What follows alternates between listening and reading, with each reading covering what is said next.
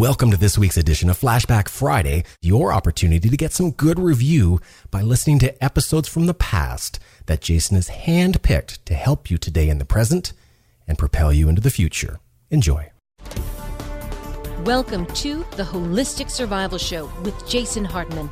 The economic storm brewing around the world is set to spill into all aspects of our lives. Are you prepared? Where are you going to turn for the critical life skills necessary to survive and prosper? The Holistic Survival Show is your family's insurance for a better life. Jason will teach you to think independently, to understand threats, and how to create the ultimate action plan. Sudden change or worst case scenario, you'll be ready. Welcome to Holistic Survival, your key resource for protecting the people, places, and profits you care about in uncertain times. Ladies and gentlemen, your host, Jason Hartman. Welcome to the Holistic Survival Show. This is your host, Jason Hartman, where we talk about protecting the people, places, and profits you care about in these uncertain times. It's my pleasure to welcome Art Taylor to the show. He is the president and CEO of the Better Business Bureau's Wise Giving Alliance. And we're going to talk about how to avoid fraud in your giving and to make sure that what you do really goes to the cause. Art, welcome. How are you? I am great, and thank you for having me on the show today. Yeah, well, the pleasure is all mine. So after every natural disaster, or really disaster of any kind, there's all kinds of con artists and scammers that come out of the woodwork, and they take advantage of people, and they just run off with the money. What can we do to avoid supporting these kind of crooks? Sure. First of all, let me just say that is despicable behavior that is exercised almost every disaster by individuals who have no scruples. But, you know, what they really know is that during times of disasters and even during the holiday giving season, people's hearts are open. They want to try to help solve problems that persist in our communities. And sometimes the only way they feel they can help is by making a cash contribution. And this is one of the wonderful things about our country. People come to the assistance of others in need. But, you know, you have to be careful. And one of the ways you can protect yourself and the organizations that really do need your money from this type of behavior is by planning your gifts in advance. We would encourage every family to think about the causes that mean something to them. And, and then giving to those causes. So, for instance, health might be an area that people are concerned about, the arts, education, animal welfare, environment, hunger, or it could be disaster relief, as you've mentioned.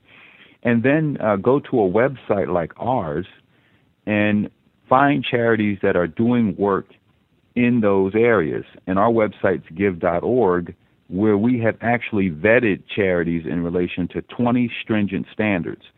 We've done all the work for you so that when you choose those charities, you know that you can trust that your money is going to be used wisely. And we would also encourage people to budget their contributions for the year so that you have some idea what you want to spend and therefore don't feel pressured to give when every single solicitation comes to you and seeks your support. So by budgeting and planning ahead, you can eliminate a lot of the guilt that you feel when you don't fund certain organizations. And by planning ahead, of course, you can choose charities proactively that are accredited and worthy of your support. Yeah, good points. Well, tell us a little bit about how you vet these charities. And I mean, have you guys ever been scammed or fooled before? Probably happens to the best of us, right? We haven't been scammed ourselves, but we've come across organizations that are in really bad shape, and they're out there soliciting people. And yes, in fact, we've come across a few that have been out-and-out frauds over the years. And so what we do is we look at a number of factors, including how is the organization governed? Does it have a real board of directors that is volunteering its time to make sure that the operation is given proper oversight? Are they looking at the organization's budget? Are they reviewing the contracts with outside fundraisers that the organization is entering into? Are they evaluating the performance of the CEO? Are they free of conflicts of interest? things like that would go to good practices that a volunteer board should have. Then we look at whether they are truthful in the information that they're putting out. So most people will only know what they get in the solicitation about a charity. And so if that information is false or misleading, you're going to be giving to a charity for the wrong reasons. And so we read those solicitations and make sure that they are in fact truthful, and our standards call for charities to make sure that their information is not misleading people. We also look at the charity's finances, and this is an important area to many people, to make sure that a charity that of an appropriate size is getting audited, to make sure that the appropriate information is included in the audit reports, and to be sure that all of the information that the charity is putting out relative to the amount spent on programs, fundraising, and administration is accurate. And we also seek to make sure that the charities are dealing with their donors properly. That is, if a donor asks to be removed from the charity's mailing list, are they doing that? If a donor says they don't want their names to be sold to another charity, are they taking that information seriously? And, of course, if there are any complaints, we want to make sure that the charity is dealing with those complaints. We want to make sure that the charity is assessing its effectiveness, that is, the extent to which it's actually achieving its mission. So all of this work is important, and we do it, and we're very happy to do it.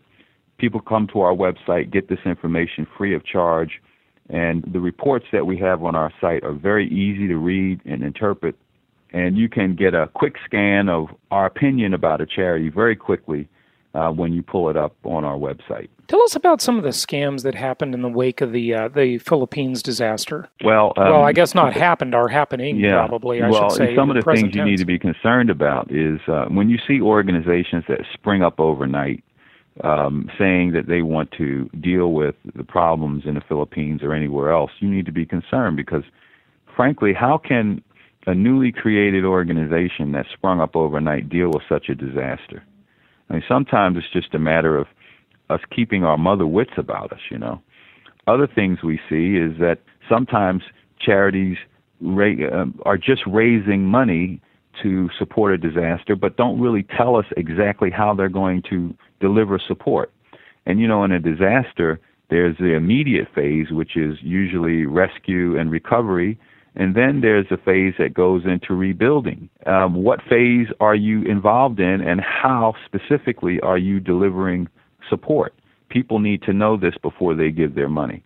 And so some of these practices, new websites that spring up that say that they're going to assist with the disaster relief, and sometimes they'll have names that sound like other organizations. Be very careful of those. Sometimes they're not even real organizations behind the website. So, again, people just have to keep their wits about them, keep their hearts open, but also open your minds to make sure that you're not being scammed. Good points. I remember just right after the Philippines disaster, I donated to the Red Cross through Amazon.com. And that link, I guess, either automatically or I allowed it to happen, shared on my Facebook page. And people started criticizing the Red Cross. And, you know, I know that the Red Cross has its share of criticism, and any big organization of any type does. And, you know, I don't have enough time to vet or figure out whether the Red Cross is really good or bad. But I do know that they're actually there on the ground providing relief. I'm not sure how much of it gets there. But a bunch of people started criticizing that donation and sending links to articles about what the Red Cross has done wrong and all this kind of stuff. How should I feel about that or interpret that? You know? Well, sure. We keep very close tabs on the work of the American Red Cross, and from time to time we will recommend things and they will make changes. I can say under their current leadership, they have been very, very interested in making sure that they are meeting donor expectations. And they've done a lot of work to consolidate the organization under single control so that they can make sure that their fundraising, that their mission work, that the relief work that they do is all in alignment. And I would encourage people who are concerned about the Red Cross to reach out to them directly and make sure that you get all your questions answered. I know from our dealings with them that they are very concerned about the perception that people have about their organization, and they're willing to do things to make sure that people are comfortable that their gifts are being used correctly. Yeah. But even when they do that, I mean, they'll just have their spiel about why they're good. I mean, how does someone really know? I mean, I know you mentioned some resources at the beginning, and you're a resource for that. Sure. Just wanted to drill down on that. Any more information you can provide would be great. Yeah, well, the most information I can give you is to, again, review our reports, and the standards that we set are very tough standards, and I can tell you that they do meet our standards. There have been years, particularly following the 9/11 attacks, when they did not meet our standards. But they've come a long way, and I just want to let people know that, and that's not to say that everybody wants to give all their money to the American Red Cross, but I can tell you that I look at them very differently today than I looked at them years ago. They're a very different organization, and they've got good leadership, which has, I think, the right motivations, and they're putting the right programs in place to make sure that they're dealing with the concerns of donors. Yeah, I remember when Bill O'Reilly really held their feet to the fire after the 9/11 because they were using the money just for the general Red Cross programs, and all of the people who donated thought it was going to specific 9/11 relief. So that's a good point, but I'm glad to hear they've hopefully changed their tactics a bit. Just any more advice? I know you have to run, Art, but any easy ways to spot trends and tactics that scammers are using to there prey on actually consumers? are. I mean, be wary of sound-alike organizations, unsolicited email, and pressure tactics. Yeah, good points. Art, give out your website. Give.org, give.org. Art Taylor, thanks so much for joining us. Bye-bye.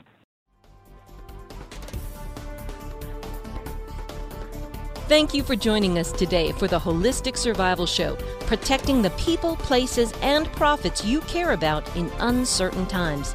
Be sure to listen to our Creating Wealth show, which focuses on exploiting the financial and wealth creation opportunities in today's economy. Learn more at www.jasonhartman.com or search Jason Hartman on iTunes. This show is produced by the Hartman Media Company, offering very general guidelines and information. Opinions of guests are their own, and none of the content should be considered individual advice. If you require personalized advice, please consult an appropriate professional. Information deemed reliable, but not guaranteed.